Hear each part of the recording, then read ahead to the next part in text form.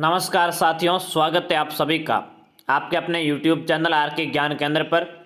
साथियों, आज के वीडियो में अपन बात करने वाले हैं महात्मा गांधी सर्वोदय विचार परीक्षा 2024 के बारे में। जी हाँ दोस्तों, 28 जनवरी का जो आपका पेपर है उसमें आने वाले 20 इंपॉर्टेंट प्रश्नों के बारे में अपन देखेंगे, जो आपके सत्य के प्रयोग महात्मा गांधी की जो आत्मकथा है उस आत्मकथा पर आधारित रहेंगे। और बहुत इंपॉर्टेंट प्रश्न है, परीक्षा में आपको हूबहू ऐसे प्रश्न देखने को मिलेंगे। चलिए शुरू करते हैं आज के वीडियो को। सत्य के साथ मेरे प्रयोग माध्यमिक है उस माध्यमिक विद्यालयों के विद्यार्थियों हेतु अत्यंत उपयोगी।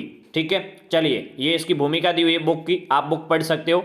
अब देखिए यहाँ से प्रश्न स्टार्ट होते हैं। प्रश्न क्या है, कैसे है, सारे आपको बताए जाएंगे। वस्तुनिष्ठ प्रश्न उत्तर है, ऐसे ही आपके पेपर में आपको देखने के मिलेंगे। सत्य के प्रयोग किसके द्वारा रचित करती है, बहुत इंपॉर्टेंट प्रश्न है। महात्मा गांधी के द्वारा लिखी गई एक क्या है, आत्मकथा है। ठीक है, तो आपसे ये प्रश्न भी पूछा जा सकता है कि सत्य के साथ मेरे प्रयोग क्या है, या सत्य के प्रयोग क्या है, एक आत्मकथा है या एक संस्मरण है या एक अलग मैगजीन है या फिर पत्र पत्रिका, ऐसा कुछ आपके ऑप्शन में आ सकता है। ठीक है, तो इसका राइट आंसर क्या होगा, इसका राइट आंसर होगा महात्मा गांधी द्वारा लिखित आत्मकथा। ठीक है, अब देखिए दूसरा प्रश्न आ ही गया ना, मैंने इस पे ध्यान भी नहीं दिया। सत्य के प्रयोग है क्या है, कहानी है, रेखा चित्र है, निबंध है या आत्मकथा है। तो ये क्या है, ये एक आत्मकथा है। आत्मकथा साथियों वो होती है जो व्यक्ति खुद लिखता है, जो व्यक्ति अपने आप खुद ही लिखता है, उसे क्या कहते हैं, आत्मकथा कहते हैं। तो सत्य के साथ प्रयोग किसने लिखी है, महात्मा गांधी ने लिखी है। तीसरा प्रश्न है, सत्य के प्रयोग किस भाषा में लिखी गई पुस्तक है।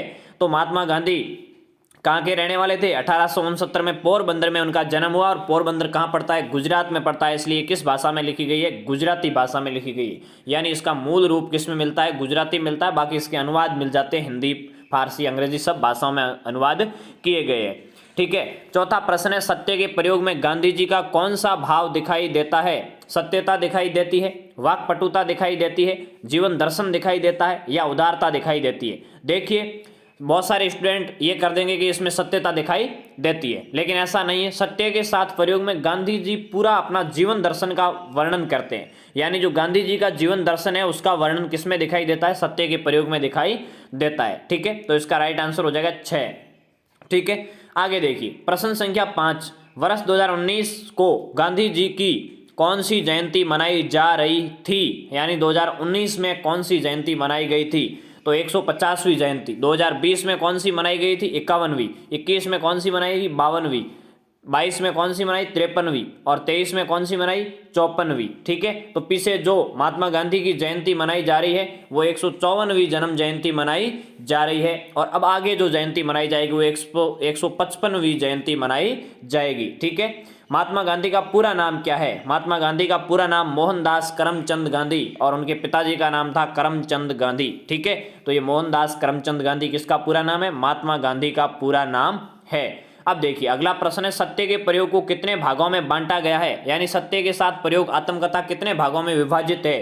तो इसका राइट आंसर हो जाएगा ये 5 भागों में विभाजित है, यानी ये कुल कितने खंडों में विभाजित है, 5 खंड में विभाजित की हुई है। ठीक है चलिए अगला प्रश्न है, सत्य के प्रयोग के प्रथम अध्याय में गांधी जी के किस पक्ष का जिक्र है, यानी सत्य के साथ प्रयोग में गांधी जी के पहले अध्याय में गांधी जी का कौन सा पक्ष जो है दृष्टिगत हो रहा है। तो इसमें पहले पक्ष है, पहला अध्याय है, तो आप देख सकते हो कि पहले अध्याय में गांधी जी बचपन की घटनाओं का जिक्र करेंगे। ठीक है, तो पहले अध्याय में किसका है, बचपन की घटनाओं का जिक्र है। बहुत सिंपल, बहुत सरल क्वेश्चन और बहुत इंपॉर्टेंट क्वेश्चन है।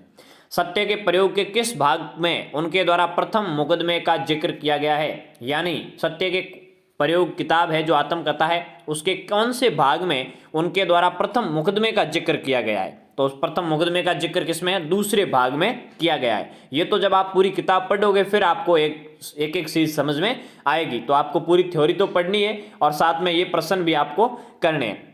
सेवावर्ती का वर्णन सत्य के प्रयोग के किस भाग में दिखाई देता है, यानी सेवावर्ती का वर्णन, गांधी जी में जो सेवावर्ती थी उसका वर्णन है वो किस भाग में दिखाई पड़ता है, तो तीसरे भाग में। और सेवावर्ती गांधी जी का आश्रम भी है, आपके साबरमती में सेवावर्ती के लिए आश्रम बनाया था, साबरमती आश्रम अहमदाबाद गुजरात में। ठीक है, तो ये 10 प्रश्न हो गए। अगला 11वां प्रश्न देखते हैं अपन, चतुर्थ अध्याय में किस मुख्य गुण का जिक्र आता है, यानी चौथे अध्याय में महात्मा गांधी के कौन से मुख्य गुण का जिक्र आता है। तो ये त्यागवर्ती का आता है, सेवावर्ती का आता है तीसरे पार्ट में और त्यागवर्ती का आता है चौथे पार्ट में। ठीक है। तो ये चतुर्थ अध्याय में चौथे पार्ट में त्यागवर्ती का जिक्र आएगा, ठीक है। चलिए अगला देखिए, सत्याग्रह की उत्पत्ति का सत्य के प्रयोग पुस्तक के किस भाग में जिक्र है। यानी सत्याग्रह की उत्पत्ति कहाँ से हुई। सत्याग्रह मतलब सत्य के साथ क्या है, आंदोलन को चलाना। तो सत्याग्रह की उत्पत्ति कौन से भाग में हुई है, चौथे भाग में हुई है। किस भाग में हुई है, चौथे भाग में हुई है, जहां त्यागवर्ती का भी उद्भव हुआ है, ठीक है। खादी का जन्म सत्य के प्रयोग के पुस्तक के किस भाग में आया है। यानी खादी का प्रयोग सत्य के साथ प्रयोग जो किताब है उस किताब में के कौन से भाग में दिया गया है कि यहाँ खादी का जन्म होता है। तो ये पंचम भाग में खादी का जन्म होता है, इसका राइट आंसर हो जाएगा ब, ठीक है। अगला अगला प्रश्न, सत्य के प्रयोग सर्वप्रथम किस सन में प्रकाशित हुई। यानी ये किताब सबसे पहले अस्तित्व में कब आई, कब प्रकाशित हुई। महात्मा गांधी ने बहुत पहले लिख चुके थे, लेकिन ये प्रकाशित कब हुई। तो प्रकाशित हुई है 1927 में। 1927 में सबसे पहले गुजराती भाषा में सत्य के प्रयोग किताब है वो प्रकाशित की गई। 15वां प्रश्न देखिए, सत्य के प्रयोग किस समाचार पत्र में प्रथम धारावाहिक प्रकाशित हुई। यानी धारावाहिक के रूप में समाचार पत्र में ये कब प्रकाशित हुई थी, सबसे पहले किस धारावाहिक में प्रकाशित हुई।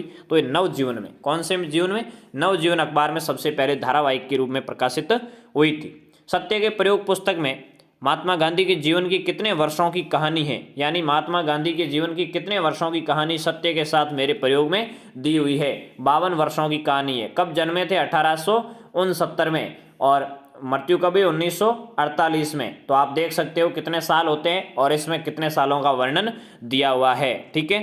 तो सत्य के साथ प्रयोग में महात्मा गांधी के 52 सालों की जीवन वर्त दिया गया है। वैसे 69 और ये 31 साल तो ये हो गए और 48 साल ये हो गए। टोटल महात्मा गांधी कितने साल जिए, 8 1 9 3 7 यानी 79 साल जिए थे, 79। लेकिन इस किताब में जो वर्णन है वो 52 सालों का ही दिया हुआ है, इसलिए आपको ध्यान रखना है, ठीक है।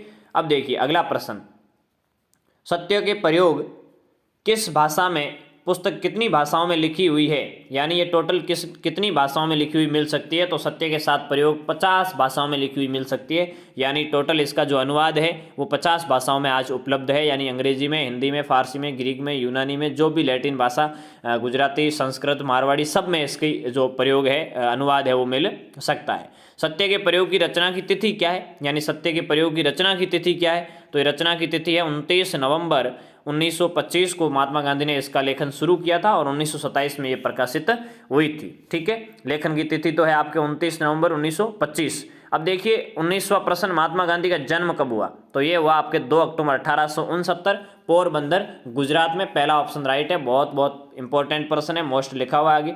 गांधी जी ने फिनिक्स सेटलमेंट का शुरू कर दिया था। यानी फिनिक्स सेटलमेंट आश्रम है वो कहाँ शुरू किया था। तो ये दक्षिण अफ्रीका में शुरू किया था, ठीक है, फिनिक्स में।